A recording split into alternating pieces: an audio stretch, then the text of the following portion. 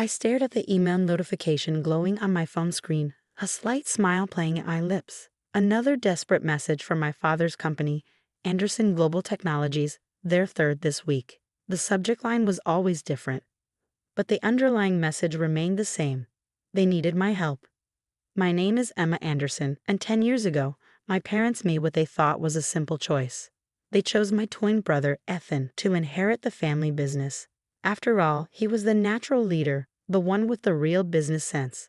I was just the quiet twin who spent too much time analyzing market trends and studying emerging technologies. Ms. Anderson. My assistant's voice pulled me from my thoughts. The quarterly earnings report is ready for your review, and Google's acquisition team sent over the updated proposal. I nodded, turning away from the floor-to-ceiling windows of my corner office. The Seattle skyline sparkled beneath the morning sun, a far cry from the small garage where I'd started my company 5 years ago. Thanks, Alice. Just leave them on my desk. I picked up my father's email again, reading it more carefully this time. Emma, we need to discuss a potential strategic partnership.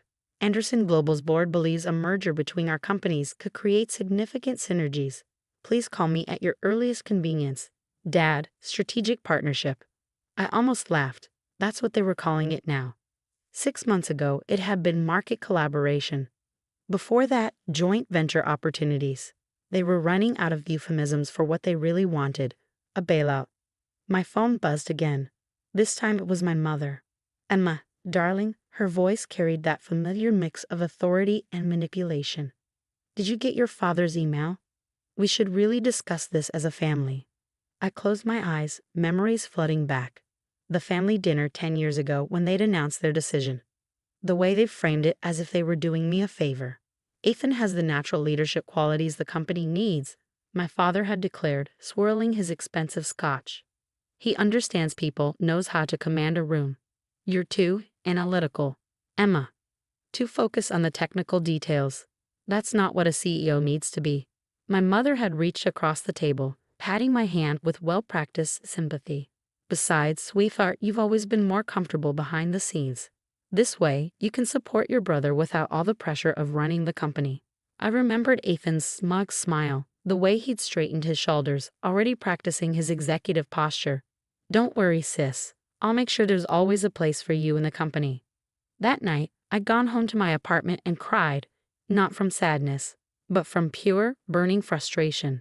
They'd never seen me, never really understood what I was capable of. To them, I was just the quiet twin, the careful one, the one who didn't fit their image of a business leader. Emma, my mother's voice brought me back to the present. Are you there? Yes, Mom. I got the email. I kept my voice neutral, professional, but any potential partnership would need to go through proper channels. Have your team contact our corporate development office. Oh, Emma, she sighed. Why do you always have to make things so formal? We're family. Family. The word hit differently now. Yes, we are. And 10 years ago, our family made a very clear decision about leadership. I'm just honoring that decision. You're still holding on to that. Sweetheart, we did what we thought was best. And look at you now. You've done so well for yourself with your little tech company. My little tech company that was now worth $4.2 billion. Anderson Global's market cap had dropped to less than half that under Ethan's leadership. Mom, I need to go. I have a board meeting in 10 minutes. It wasn't true, but she didn't need to know that. Just think about it, please. Your brother's having a hard time. The market conditions, the new competitors. It's been challenging. I ended the call, turning back to the window. Challenging didn't begin to describe Ethan's situation. Under his leadership, Anderson Global had missed every major tech trend of the last decade. While they were still pushing outdated enterprise software, I built Nova Technologies into a leader in artificial intelligence and machine learning. The irony wasn't lost on me. The technical details they dismissed as a weakness had become my greatest strength. While Ethan was perfecting his executive image, I was studying the technologies that would reshape the industry. My intercom buzzed. Ms. Anderson, the team from Tesla is here for the partnership discussion. I straightened my blazer, pushing thoughts of family drama aside. Send them in.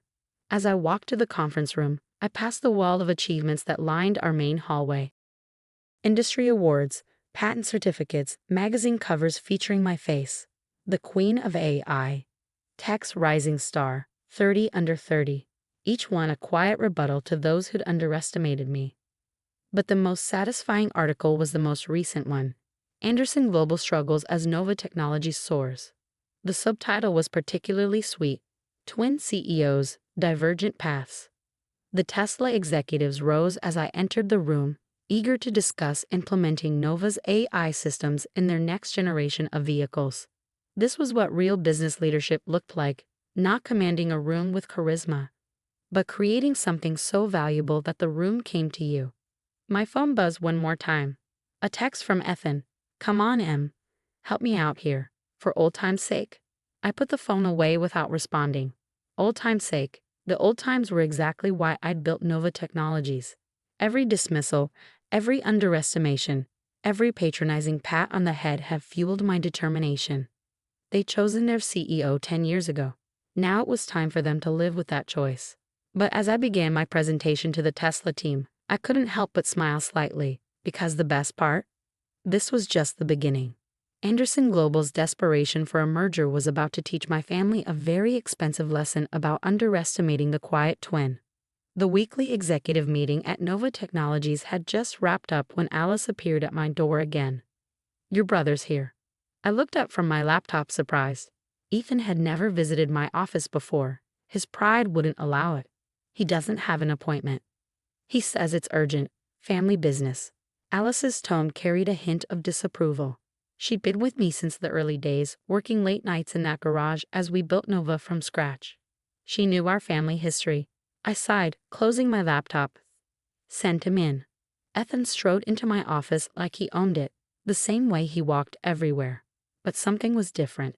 His designer suit couldn't hide the tension in his shoulders, the slight shadows under his eyes.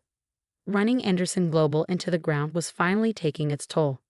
Nice view, he said, gesturing to the Seattle skyline. Much better than that garage you started in.